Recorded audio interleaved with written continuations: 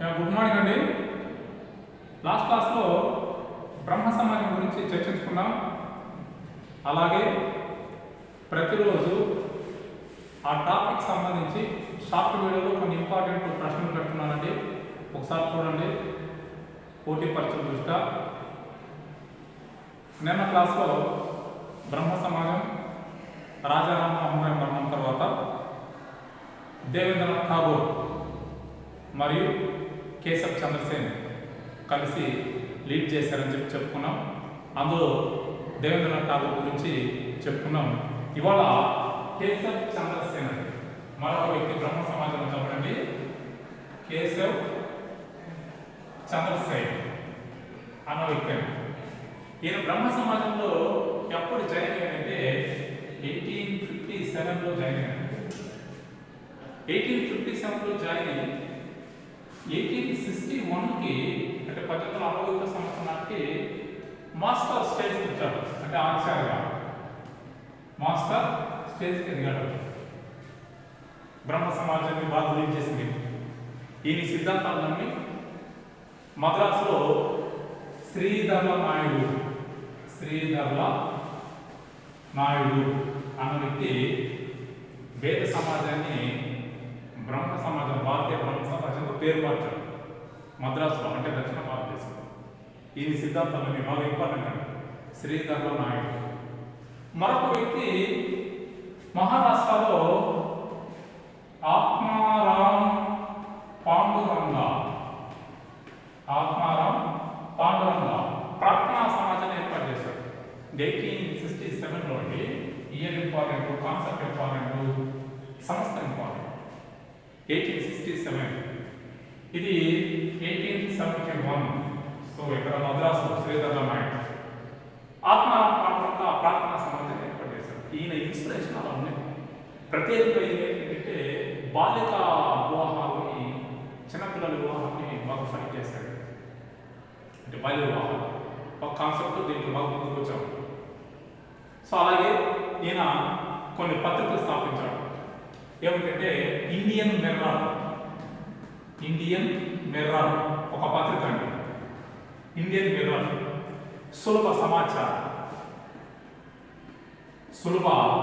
సమాచారం ఒకటి, వేదాంతకళ ఒక పత్రిక. ఇలా కొన్ని పత్రికలు స్థాపించి ప్రజల్లో ఒక మంచి అవగాహన తీసుకురావాలని చెప్పి బాగా ఫైట్ చేశాడు. ప్రధానంగా ఈయన కాన్సెప్ట్ ఏంటంటే కేశవ్ చంద్రసేన్ యొక్క కాన్సెప్ట్ బాల్య వివాహాన్ని నిషేధించాడు. సో అందులో ఈ సిద్ధాంతంతో కేశవ్ చంద్రసేన్ ఈయన ఇద్దరు మధ్య కొంచెం క్లాస్ వచ్చి చివరికి బ్రహ్మ సమాజం 1866లో 2 వర్గాలుగా విడిపోయింది. ఇది బాగా గుర్తుపెట్టుకోవాలి. ఈ బిట్ కూడా అడిగారు. బ్రహ్మ సమాజం ఎప్పుడు చీలిపోయింది ఏంటంటే 1866లో 2 వర్గాలుగా డివైడ్ అయిపోయింది. అందులో మామూలుగా సాధారణ బ్రహ్మ సమాజానికి నాయకత్వం వహించిన వ్యక్తి ఎవరంటే సాధారణ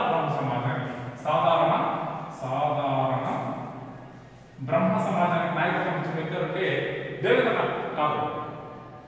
ఈ చీలిపోయిన దాంట్లో భారతీయ బ్రహ్మ సమాజం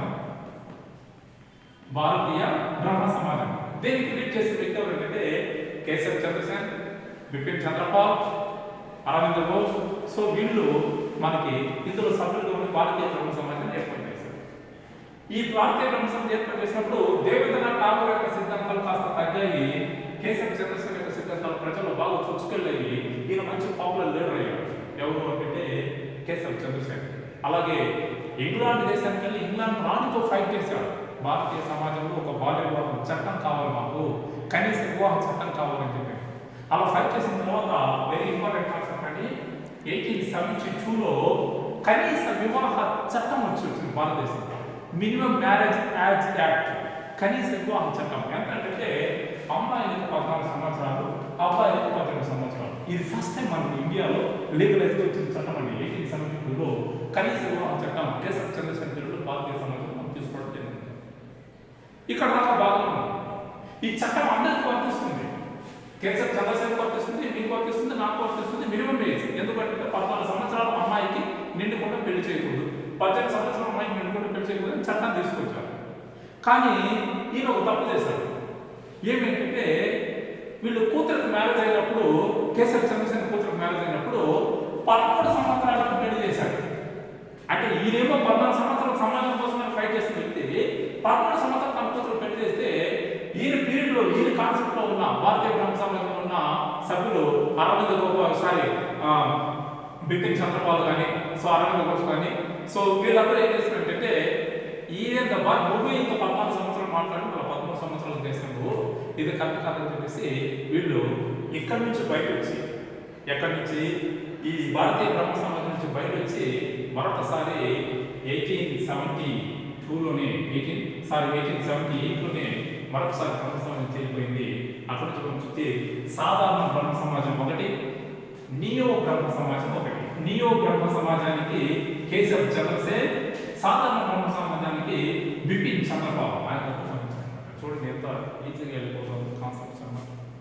అలా మనకి కేశవ్ చంద్రసేన్ భారతీయ బ్రహ్మ సమాజంలో ఒక కీలకమైన వ్యక్తిగా మనకు ఇక్కడ కనిపించడం జరుగుతూ ఉంటుందండి. ఇది ఇవాళ టాపిక్లో కొన్ని అంశాలు. దీని తర్వాత నెక్స్ట్ టాపిక్కి ఆర్య సమాజం, దాని సిద్ధాంతాలు ఏంటి అని దాన్ని కలుస్తున్నాం. వీడియో చూస్తున్న వాళ్ళకి ఒక చిన్న గమనికండి. మీరు చూస్తున్న వీడియోలో ప్రతి యూనిట్కి, ప్రతి కాన్సెప్ట్కి, ప్రతి వీడియోకి ఒక షార్ట్ వీడియోలో ప్రశ్నలో సమాధానం పెడతాను.